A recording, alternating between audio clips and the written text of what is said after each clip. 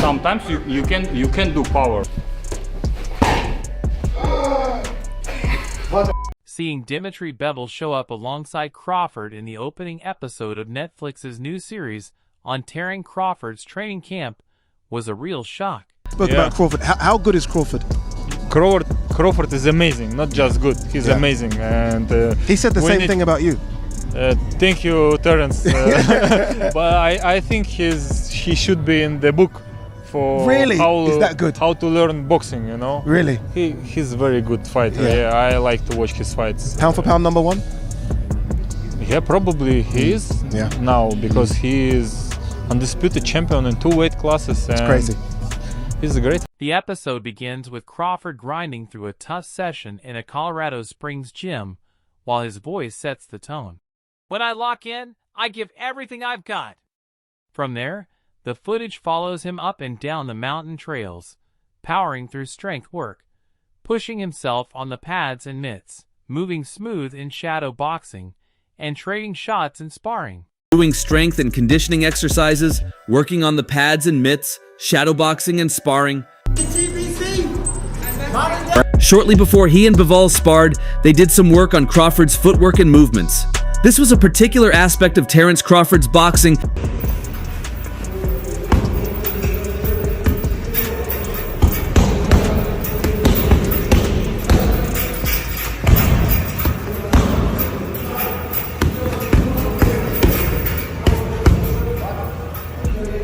Putting more efforts than better beef to reach this limit.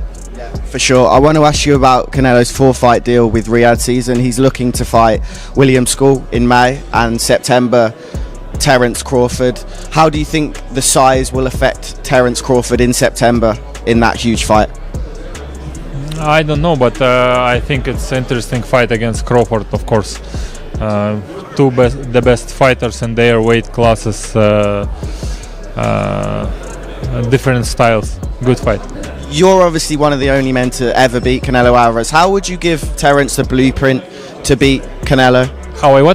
How would you give the blueprint to Terence to beat Canelo Alvarez? Just need to do his job, what he's doing well.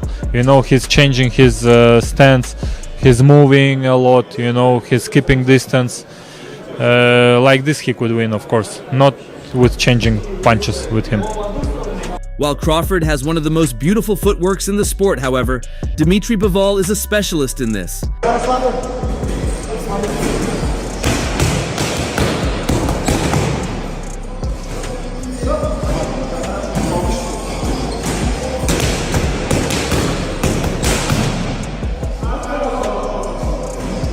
Right before the two stepped into sparring, they focused on sharpening Crawford's footwork and overall movement. It's an area of Terence Crawford's game that Dmitry Bivol puts a lot of attention into, and you could see him really drilling those details.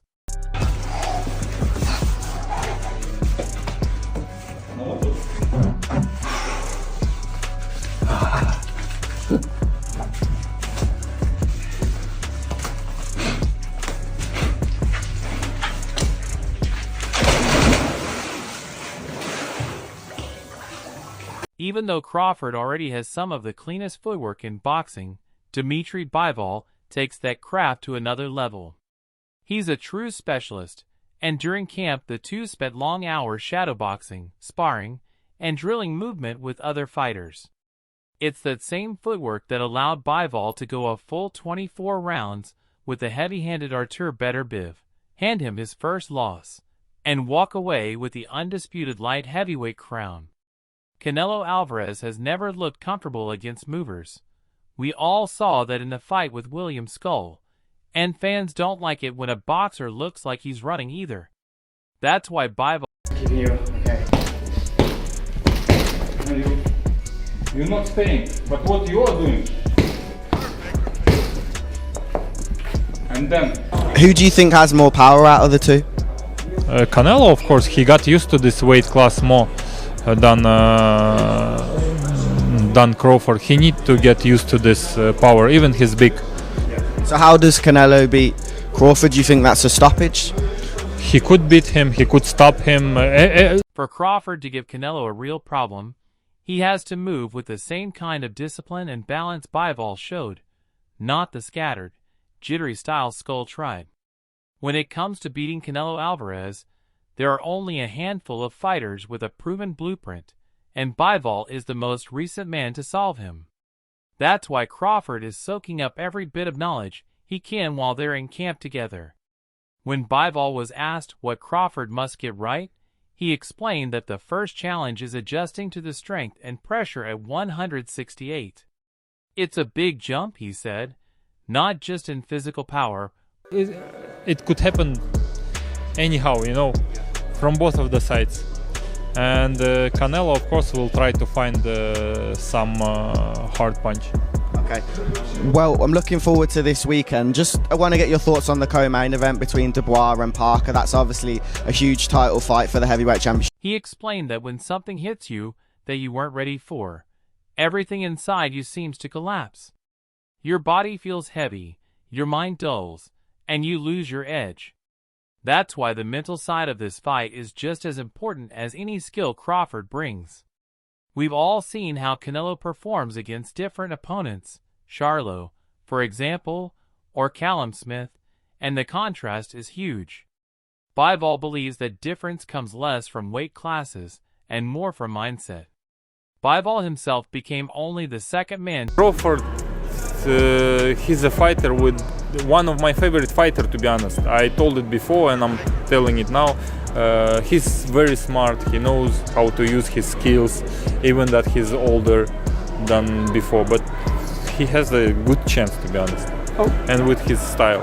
What advice would you give him on how to beat Canelo if they were to fight? I will not advise him because he knows already what to do, Why I should advise him? If he asks me, maybe I will tell my experience, but I will not take advice because he could give advice by himself and his coach. But has already collected world titles in 4 different divisions, and claiming an undisputed crown in a 5th would push him into the history books for good.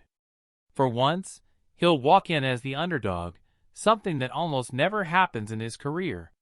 But he's confident he has the tools to make life difficult for a fellow great. We'll fight. Favor Canelo or Crawford in the fight? How do you think the fight goes? It goes Crawford will try to keep on the distance Canelo, but also just to keep Canelo on this distance, it's not just enough. He has good defense. And that's exactly what I plan to do when it's time to face Canelo.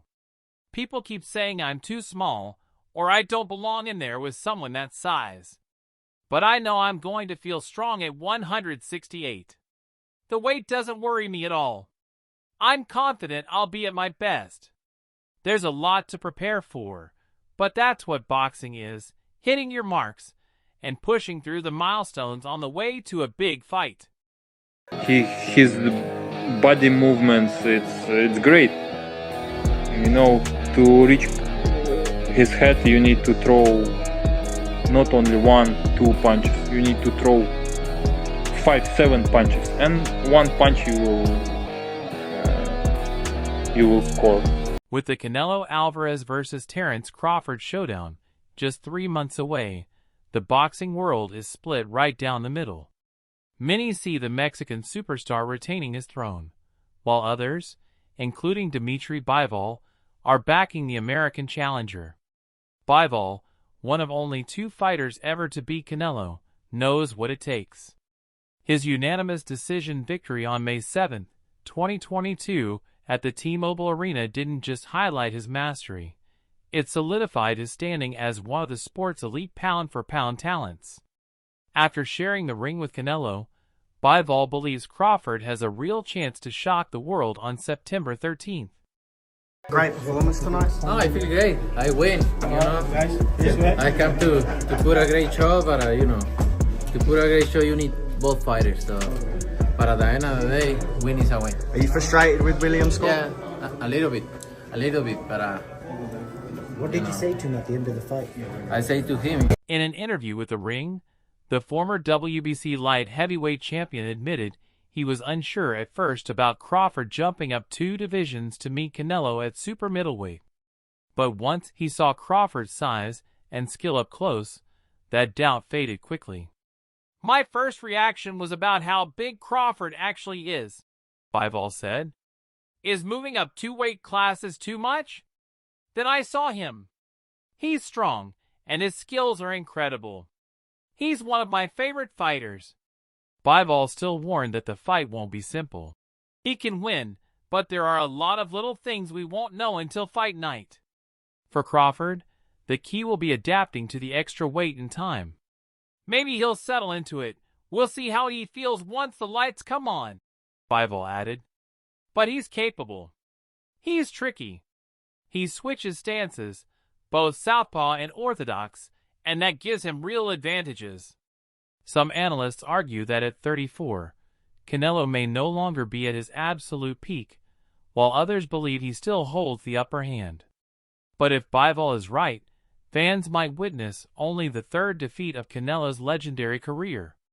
The September 12th battle in Las Vegas is shaping up to be one of the defining clashes of this modern era, with 2 undisputed champions meeting head-on. It was.